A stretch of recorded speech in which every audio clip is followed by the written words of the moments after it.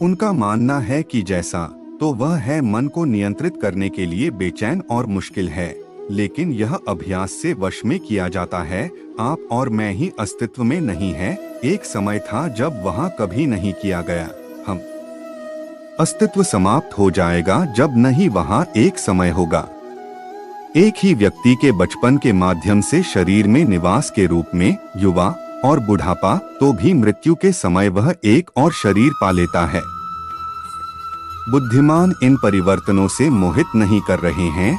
बहुत ज्यादा खाते हैं या जो लोग भी थोड़ा खाना, बहुत ज्यादा सोने या बहुत कम सोने के जो ध्यान में सफल नहीं होगा, लेकिन खाने और सोने में शीतोष्ण हैं, जो उन काम और मनोरंजन ध्यान के माध्यम से दुख का अंत करने के लिए आ जाएगा। मुझ में अभी भी आपके मन, अभी भी अपने आप को मुझ में और शक के बिना आप मेरे साथ एकजुट किया जाएगा। प्यार का भगवान आपके दिल में आवास स्वयं पर ध्यान करता है, जो आत्मा स्वयं की सेवा करने के लिए सामग्री है और स्वयं के भीतर संतुष्ट टिकी हुई, उसे पूरा करने के लिए ज्यादा कुछ नहीं रहता, नहीं डर।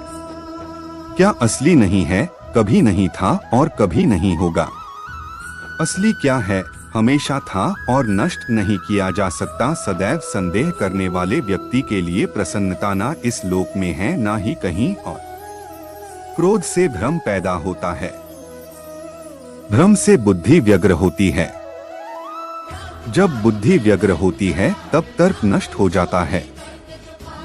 जब तर्क नष्ट होता है तब व्यक्ति का पतन हो जाता है। मन की गतिविधियों, होश, श्वास और भावनाओं के माध्यम से भगवान की शक्ति सदा तुम्हारे साथ है और लगातार तुम्हें बस एक साधन की तरह प्रयोग करके सभी कार्य कर रही है। ज्ञानी व्यक्ति ज्ञान और कर्म को एक रूप में देखता है, वही सही मायने में देखता है। जो मन को नियंत्रित नहीं करते, उनके लिए वह शत्रु के समान कार्य करता है। अपने अनिवार्य कार्य करो, क्योंकि वास्तव में कार्य करना निष्क्रियता से बेहतर है। आत्मज्ञान की तलवार से काटकर अपने हृदय से अज्ञान के संदेह को अलग कर दो। अनुशासित रहो, उठो। मनुष्य अपने विश्वास से निर्मित होता है। जैसा वो विश्वास करता है वैसा वो बन जाता है। नर्क के 3 द्वार हैं, वासना, क्रोध और लालच। इस जीवन में ना कुछ खोता है ना व्यर्थ होता है। मन अशांत है और उसे नियंत्रित करना कठिन है, लेकिन अभ्यास से इसे वश में किया जा सकता है।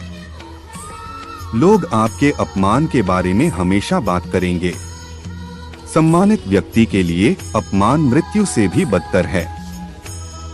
प्रबुद्ध व्यक्ति के लिए गंदगी का ढेर, पत्थर और सोना सभी समान हैं। निर्माण केवल पहले से मौजूद चीजों का प्रक्षेपण है। व्यक्ति जो चाहे बन सकता है, यदि वह विश्वास के साथ इच्छित वस्तु पर लगातार चिंतन करे। उससे मत डरो जो वास्तविक नहीं है, ना कभी था ना कभी होगा। जो वास्तविक है वो हमेशा था और उसे कभी नष्ट नहीं किया जा सकता। ज्ञानी व्यक्ति को कर्म के प्रतिफल की अपेक्षा कर रहे अज्ञानी व्यक्ति के दिमाग को अस्थिर नहीं करना चाहिए। हर व्यक्ति का विश्वास उसकी प्रकृति के अनुसार होता है। जन्म लेने वाले के लिए मृत्यु उतनी ही निश्चित है जितना कि मृत होने वाले के लिए जन्म लेना। इसलिए जो अपरिहार्य है उस पर शोक मत करो। अप्राकृतिक कर्म बहुत तनाव पैदा करता है। सभी अच्छे काम छोड़कर बस भगवान में पूर्ण रूप से समर्पित हो जाओ। मैं तुम्हें सभी पापों से मुक्त कर दूंगा। शोक मत करो। किसी और का काम पूर्णता से करने से कहीं अच्छा है कि अपना काम करें, भले ही उसे अपूर्णता से करना पड़े। मैं उन्हें ज्ञान देता हूँ जो सदा मुझसे जुड़े रहते हैं और जो मुझसे प्रेम करते हैं।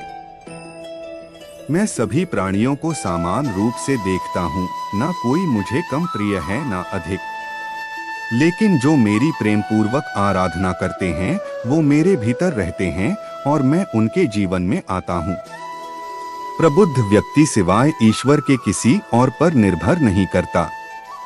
मेरी कृपा से कोई सभी कर्तव्यों का निर्वाह करते हुए भी बस मेरी शरण में आकर अनंत अविनाशी निवास को प्राप्त करता है।